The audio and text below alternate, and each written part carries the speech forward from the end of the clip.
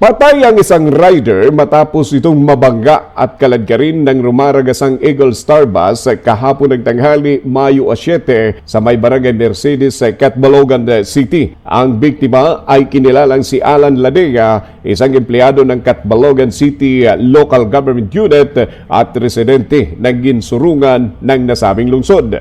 Ayon sa mga saksi sa insidente na habang nag-U-turn ang biktima ay bigla itong nasagasaan ng nag-overtake na pampasaherong bus.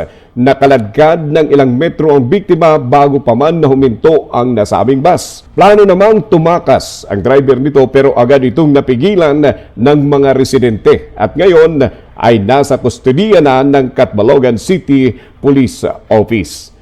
Para sa DTX 500 Morning Newscast, ako si K5 Roger Tilana mula sa himpilang kampyon sa mga balita, serbisyo publiko at kasiyahan sa lungsod ng Tacloban at buong Eastern Visayas, K5 News FM.